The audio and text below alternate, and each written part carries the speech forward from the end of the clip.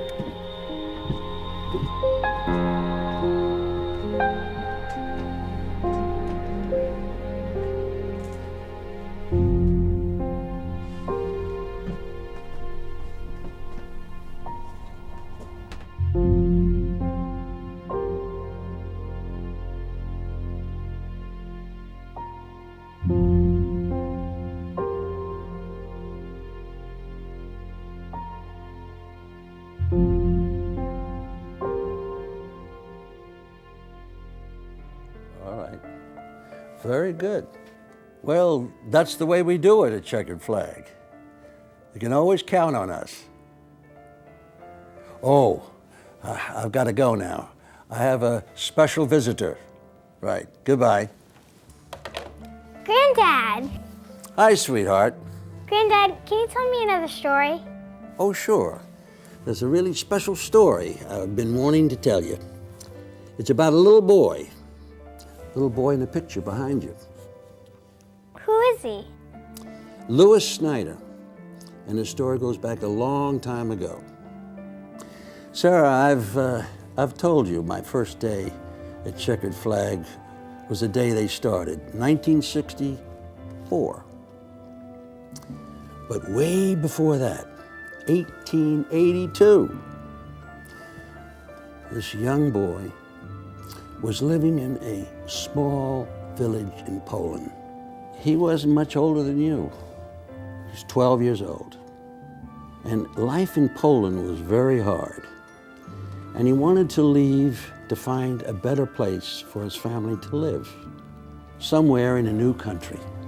So he started by walking to the nearest train station. And that was 30 miles away. And he had to do it all by himself. By himself? Wasn't he scared? Oh, I'm sure he was, and it was a big risk. But Louis knew that there was something important that he had to do. And he had to take his family to a better place.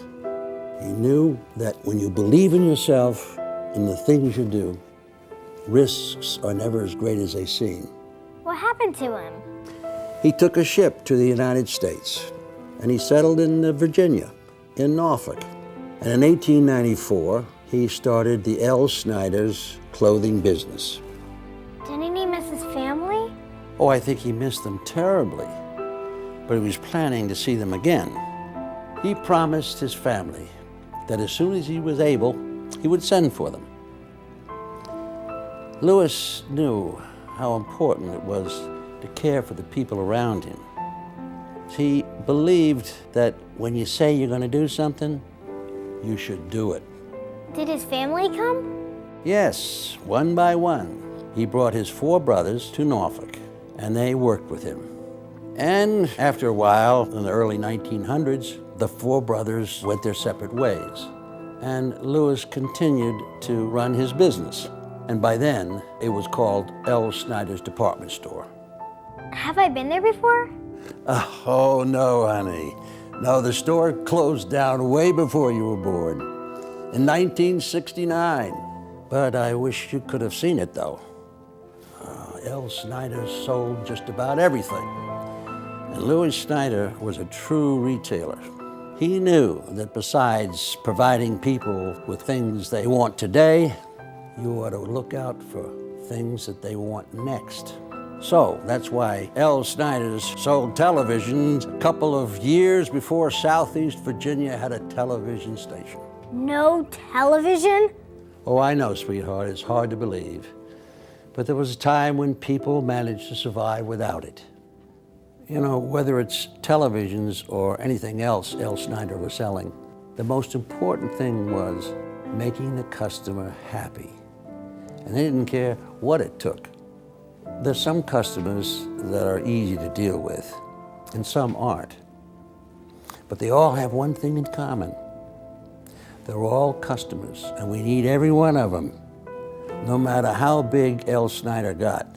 Eventually, it grew to cover a whole city block. It was the individual customer that mattered the most. What about Louis? Louis had two sons, Ben, Paul, and Saul, who grew up working with their dad at L. Snyder's. They eventually took over the running of the store from their father. Ben Paul's sons, Ed and Harry Snyder, started working for their dad when they were boys. And when Ed was a young man, he joined L. Snyder's, and he helped manage it. It was around that time that the name L. Snyder's was shortened to Snyder's. Then, in 1964, while Ed was helping manage the store, the opportunity came along for him to start a British sports car dealership. Now, Ed knew little about the car business, but he liked the British sports car, and he loved retailing and selling. And like his granddad, Louis, and his dad, Ben Paul, he believed in taking risks and making the most of opportunities. And therefore, he went ahead and started Checkered Flag. Why is it called Checkered Flag? Well, actually, it was Ed's wife, Jean, who thought of the name. You see, the dealership began by selling British sports cars, and Jean thought it was a great name because in racing, the winner takes the checkered flag. When Checkered Flag opened, it was very small. We only had one dealership. We sold Jaguars, MGs, and Austin Healys. Austin what? Austin Healey. It's a kind of British sports car, famous in its day. For the next 5 years, before Snyder's closed down, Ed worked at Snyder's department store during the day and a Checkered Flag at night.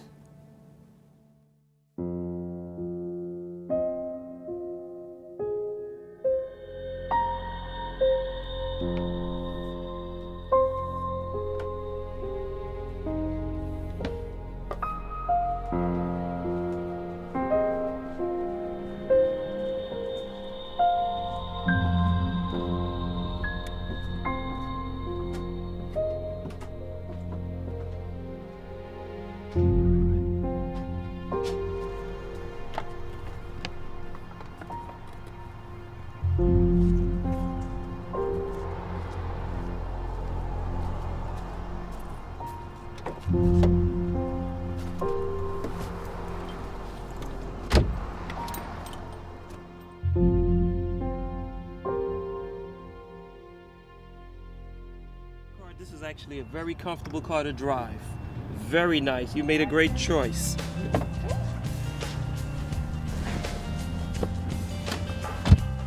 Congratulations on your first car, and thanks for doing business with Checkered Flag. Thank you. I'm so excited. Good. You're a winner. What? Checkered Flag is a place where winners buy. Oh. We always believe that if the customer wins, we all win. So that means that you can count on everybody at Checkered Flag to do whatever it takes to make you happy. No matter what make or model of vehicle you buy at Checkered Flag, whether it's a new car or a used car, the brand that will always be most important is the Checkered Flag brand of winning customer service. Oh no. Honey, I know it takes a long while to get used to something new. Come on, let's ask the salesman what we can do. Sarah, in these days, everyone has heard of Toyota. But it wasn't always like that. It took a while for people in the United States to get used to them. And Checkered Flag played a major role in Toyota's success. Back in 1967, when Checkered Flag was selling Toyotas, almost no one in the country had even heard of them. But like he did in Snyder's department store, Ed always looked out for things customers wanted next. He knew that Toyota was a quality car, so he took the risk and invested in launching Toyota.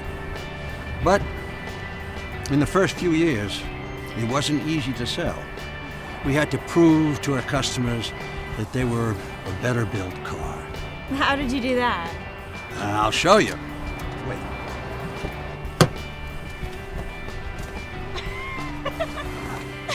That must have looked pretty funny, Granddad. Yes, I suppose it was. But it worked. And in the early 1970s, Checkered Flag was selling enough Toyotas that we opened up another dealership. And that was about the time we introduced Honda cars to the Hampton Roads area. And we kept expanding and introducing new brands from there. The company's so big now. Yes, all the time you've been growing, Checkered Flag has been growing too. But you know, Sarah, Checkered Flag doesn't grow just because we want to be big. It's so that all of us who work here can have new opportunities to expand our skills and develop our careers the way we want to. You've seen me move up through the organization. I've always wanted to take on new responsibilities. But with the company growing, I've been able to grow too. What's this? It's really pretty. Yes, as we've expanded, making customers happy is Checkered Flag's top priority. So this is why we've won so many national customer service and quality awards. Checkered Flag BMW Mini is at the top level nationally for customer satisfaction. And this is what the Center of Excellence Award stands for. And we keep winning it every year. Come on, I'll show you some other awards. You can see how many plaques and awards that he's won. Yes, here's one. Twice, the city of Virginia Beach has held an Ed Snyder Day to recognize Checkered Flag's outstanding community service. Isn't this marvelous? So many. Time Magazine, quality dealer. Time Magazine honors the best dealers in the country every year. And here's another one over here you'd like to see. Oh, Sports Illustrated. Sports Illustrated magazine